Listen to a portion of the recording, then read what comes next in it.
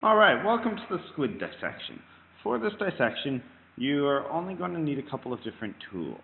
From your dissection kit, you are going to need a probe, you're going to need your scissors, one scalpel, and possibly your tweezers. Now, this is your squid.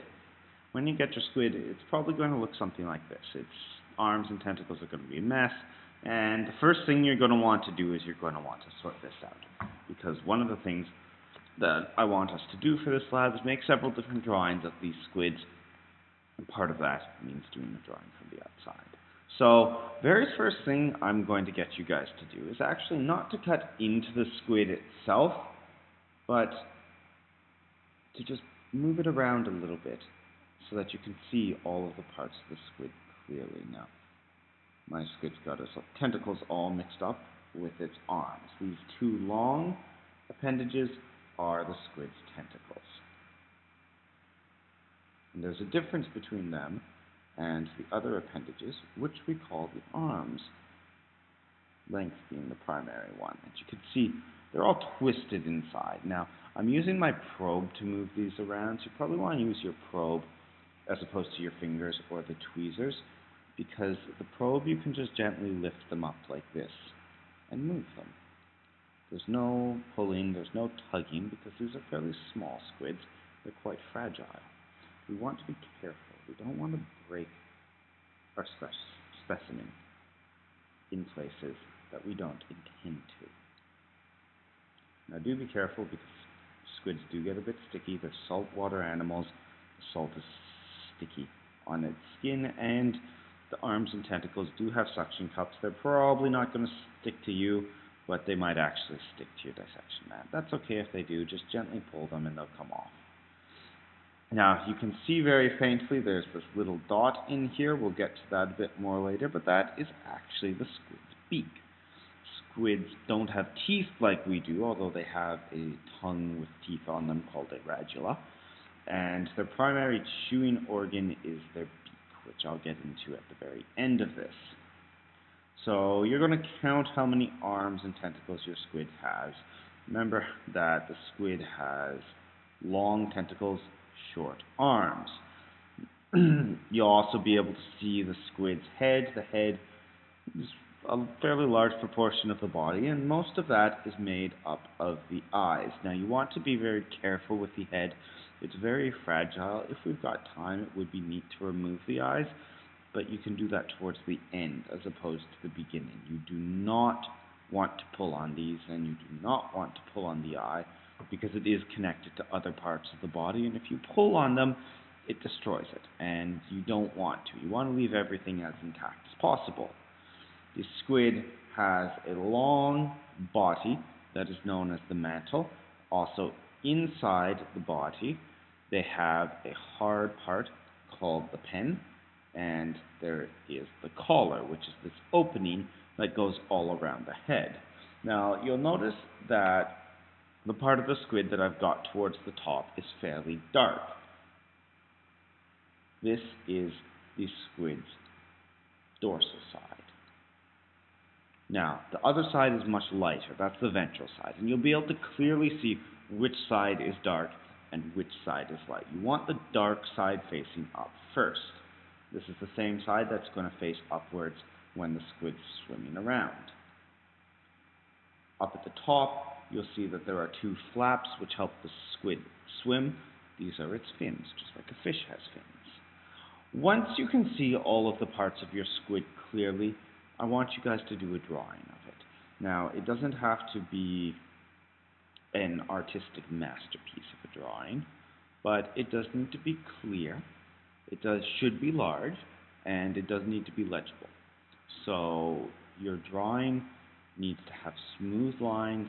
It can't be all scratchy and dark and dirty. Take your time doing this. Anyone can do a drawing of an animal. This isn't moving around. It's staying in one place. Just take your time. Don't freak out, and you'll be okay. You can do it. Once you've done your drawing, then you're going to flip your squid over to the back side. Now, when you do this, you are going to need to touch it, but make sure you twist the head and the body at the same time. Otherwise, you could accidentally twist the head off, which, as I said before, wouldn't be a good thing.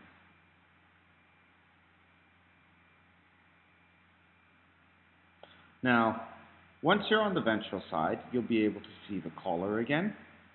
You'll also be able to see a tube-like structure. This is what we call the siphon. Squids move by quickly creating a jet of water. So water comes in through the collar, and then the squid is actually able to push it out through the siphon. What this allows the squid to do is it can jet propel itself. It can move very, very fast through the water. They can use their tentacles to swim a little bit, but it's very slow. But if they need to escape quickly, they can actually use the jet to get away fast. You might also be able to see a little bit of the ink sac. It's that black area right there. Make sure you do not puncture this until you're supposed to. The ink gets everywhere. It's very messy. It's very dark. Just leave it alone. Be very careful.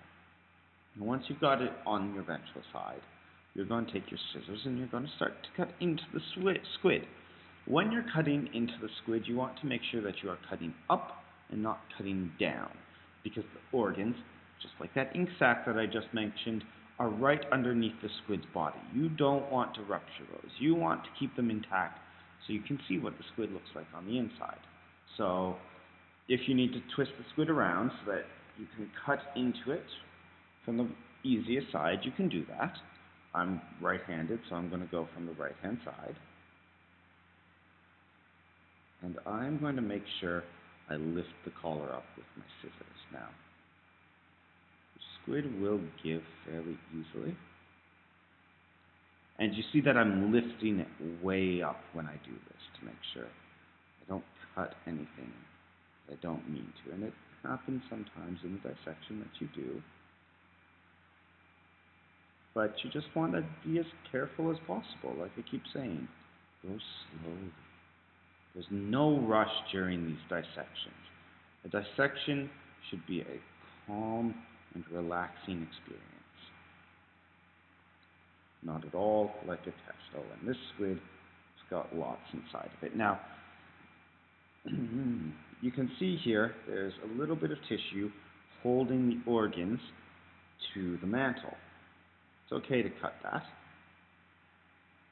because we are going to cut all the way up to the tip here so that we can completely open up the squid. And you see I can still lift up at the back.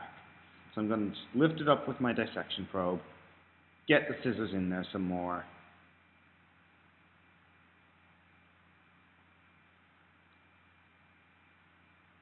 and cut all the way to the tip. Oh, and this one's just wonderful on the inside. I hope all of the ones you guys get to cut open are. Alright, so that's all for now. Come back for part 2 and I'll show you all the different organs inside.